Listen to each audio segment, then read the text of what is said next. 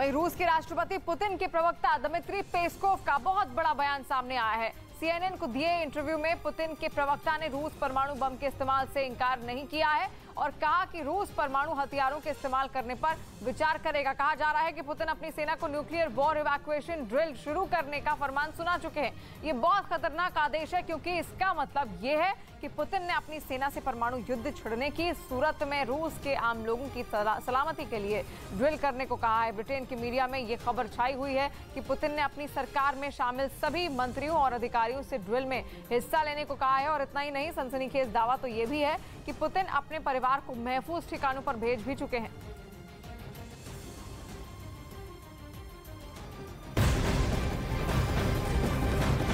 और एक और बड़ी खबर, यूक्रेन की राजधानी कीव पर रूस की सेना का हमला लगातार जारी है। कीव पर रूस ड्रोन के जरिए हमला कर रहा है और कीव विज्ञान संस्थान पर ड्रोन हमला हुआ है। इस हमले में 3 लोगों की मौत की भी खबर है। हमले के बाद संस्थान से धुआं निकलता हुआ साफ दिखाई दिया। राहत और बचाव दल मौके पर आग बुझाने के लिए वहां पर पहुंचा और इस हमले में इस्तेमाल मानव रहित विमान को बरामद कर लिया गया है। तस्वीरें भी आप देखिए, कीव पर ड्रोन हमला किस तरीके से लगातार किया जा रहा है और ड्रोन के जरिए क्षेत्रों को चिन्हित किया जा रहा है और उसके बाद वहां पर अटैक किया जा रहा है, खासतौर पर उन क्षेत्रों को जहां पर यूक्रेन की सेना या तो छिपी हुई है या फिर घात लगाकर बैठी है।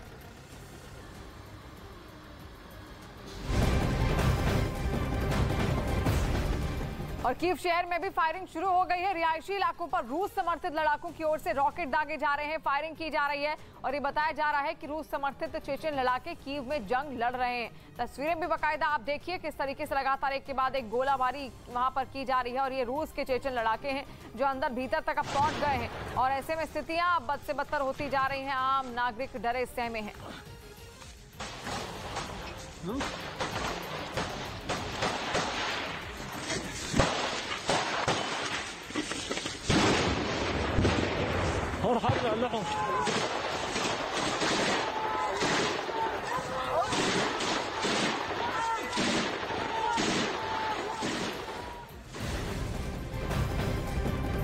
और बड़ी खबर, यूक्रेन के दूसरे इलाकों में भी रूसी ड्रोन कहर बरपा रहे हैं। रूस के रक्षा मंत्रालय ने दावा किया है कि रूस के लड़ाकू ड्रोन यूक्रेन के सैन्य ठिकानों को नष्ट कर रहे हैं और यूक्रेन के सैन्य ठिकानों को तलाशा जा रहा है और उन्हें ध्वस्त किया जा रहा है। ये वीडियो रूस के रक्षा मंत्रालय ने जारी किया है। वीडियो आप देखिए, रूस के रक्षा मंत्रालय द्वारा ये जारी किया गया है और किस तरीके से एरियाज को चिन्हित किया जा रहा है जहां पर उनको धमाके करने हैं और इसी तरीके से ड्रोन का इस्तेमाल अब हमलों के लिए रूस की सेना द्वारा किया जा रहा है। इस बीच रूस ने यूक्रेन पर हमला तेज कर दिया, जिसके लिए 24 घंटे के अंदर उसके हेलीकॉप्टर और लड़ाकू विमानों ने 300 उड़ानें भरी।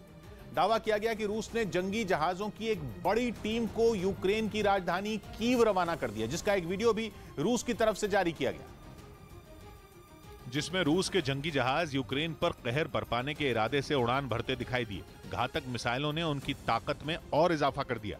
दावा किया गया कि यूक्रेन पर हवाई हमला बढ़ाने के लिए रूस के लड़ाकू विमान और हेलीकॉप्टरों ने बीते 24 घंटों में 300 से ज्यादा उड़ानें भरी।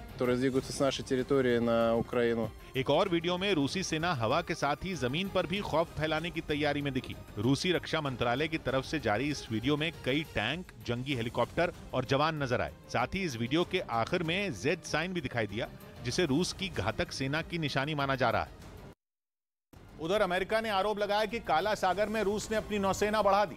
समंदर से लगे यूक्रेन के ओदेसा और मारियोपोल इलाकों में रूसी बमबारी तेज है और इसी वजह से अमेरिका को फिर बोलने का मौका मिल गया। इस पर अमेरिकी रक्षा मंत्रालय के प्रवक्ता सामने आए और उन्होंने आरोप लगाया कि रूस की नजर काला सागर के जरिए जल्द यूक्रेन में कब्जा करने पर टिकी है, इसीलिए रूस की नौसेना ने वहां हमले बढ़ा दिए। रूस की सेना ने अपना वॉर प्लान यानी इस युद्ध की जो रणनीति बनाई है, उसके तहत वो सबसे पहले ओदेसा और मारियोपोल की घेराबंदी करना चाहती है, क्योंकि पुतिन के लिए रणनीतिक नजरिए से ये इलाके काफी अहम हैं। रूस के लिए इन इलाकों को निशाना बनाना इसलिए भी आसान है क्योंकि ये इलाके समंदर से घिरे हैं। काला सागर की लहरें यूक्रेन से भी टकराती हैं और रूस से भी। यूक्रेन के पश्चिम में ओदेसा है तो दक्षिण में मारियोपोल है। काला सागर के पास पश्चिम में यूक्रेन का आखिरी बड़ा शहर ओदेसा है, जबकि दक्षिण में अजोव समंदर के किनारे मारियोपोल पर यूक्रेन का सबसे बड़ा बंदरगाह है। और बड़ी खबर आ रही है जर्मनी से। जर्मन चांसलर ओलाफ स्कोल्ज ने रूस की ऊर्जा आपूर्ति के बहिष्कार की बात को खारिज कर दिया है। साथ ही जर्मन चांसलर ने यह भी कहा है कि वो ऊर्जा आपूर्ति में विविधता लाने के लिए काम कर रहे हैं, लेकिन इसमें समय लगेगा। जबकि यूक्रेन यूरोप के देशों से रूस के व्यापार तुरंत बंद करने की अपील भी कर रहा है। और साथ साथ आपको ये बता दें, इससे पहले भी बहुत सारी पाबंदियां पहले ही रूस पर लग चुकी हैं, लेकिन अब एक बार फिर से बहिष्कार करने के लिए कहा गया है, क्योंकि लगातार आक्रामक रवैया यहां पर रूस ने यूक्रेन को लेकर अपनाया हुआ है। और उधर यूक्रेन की राजधानी कीव में एक वैज्ञानिक संस्थान पर रूस ने ड्रोन से अटैक किया। इस हमले में 3 लोगों की मौत की भी खबर है, जबकि कई लोग घायल हो गए हैं। बाद कीव का ये वैज्ञानिक संस्थान धुएं के गुबार से ढक गया, जिसके बाद वहां पर राहत और बचाव की टीम पहुंच गई, जिसने इमारत में फंसे लोगों को बाहर निकालने के साथ ही आग बुझाने का काम भी शुरू कर दिया। इस बीच वो ड्रोन भी नजर आया, जिसके जरिए इस इमारत को निशाना बनाया गया था। ये धमाका इतना जोरदार था कि आसपास की कई इमारतों के शीशे चकनाचूर हो गए। और रूस ने यूक्रेन की राजधानी कीव पर कब्जे की जंग को तेज कर दिया है, जिसके तहत रूस की ओर से जंग में उतरे चेचन स्पेशल फोर्स के लड़ाकों ने जमकर फायरिंग भी की, जिसकी वजह से कीव का एक इलाका गोलियों की आवाज से गूंज उठा। यही नहीं, चेचन स्पेशल फोर्स के लड़ाकों ने हमले के लिए रॉकेट लॉन्चर का भी इस्तेमाल किया।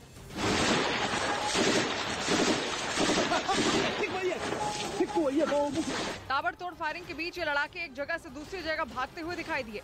वहीं यूक्रेन की सेना भी उनका डटकर मुकाबला करती नजर आई। और उधर रूस ने ड्रोन हमलों में यूक्रेन के कई सारे सैन्य ठिकानों को भी ध्वस्त कर दिया है, तबाह करने का दावा किया गया है। और रूस के रक्षा मंत्रालय ने इन हमलों से जुड़ा एक वीडियो भी बाकायदा जारी किया, जिसमें दिखा कि यूक्रेन के एक इलाके में ड्रोन से बमों की बरसात की गई। वहां एक साथ कई धमाके हुए, जिसके बाद धुएं का गुबार उठता हुआ दिखाई दिया। और इसी तरह एक दूसरे इलाके में ड्रोन से हमला किया गया। रूस का दावा है कि यूक्रेन के कई सैन्य ठिकाने उसने तबाह कर दिए। इसके साथ ही कई सैनिकों के मारे जाने की भी खबर है। हालांकि ये पता नहीं चल पाया कि ये हमले किस शहर में किए गए। उधर यूरोप के देश स्लोवाकिया में भी नेटो ने पेट्रियट एयर डिफेंस सिस्टम की तैनाती कर दी। रूस के यूक्रेन पर हमले के बाद से रूस के करीबी देश घबराए हुए हैं, लेकिन अब इसी से निपटने के लिए आधी रात में नेटो के 2100 जवान स्लोवाकिया पहुंच गए। इनके साथ पेट्रियट एयर डिफेंस सिस्टम को भी लाया गया। जब इस सिस्टम को लाया गया तो वहां काफी देर तक सायरन की आवाजें गूंजती रहीं। इस एयर डिफेंस सिस्टम को अभी वहां सिलियाच में सेना के बेस पर तैनात किया जाएगा। साथ ही इसकी कमान जर्मनी और हॉलैंड के जवान संभालेंगे। और स्लोवाकिया को इस पेट्रियट एयर डिफेंस सिस्टम का काफी बेसब्री से इंतजार था, क्योंकि इसे दुनिया के शानदार एयर डिफेंस सिस्टम में एक माना जाता है और ये दुश्मन की मिसाइलों और लड़ाकू विमानों को पल भर में मार गिराने की काबिलियत रखता है। स्लोवाकिया के लिए ये डिफेंस सिस्टम इसलिए भी अहम है क्योंकि इसकी सीमा यूक्रेन से लगती है, जिसकी रूस के साथ जंग चल रही है। ऐसे में नेटो स्लोवाकिया में कोई खतरा मोल नहीं लेना चाहता, इसलिए उसने अपनी तैयारी अभी से शुरू कर दी।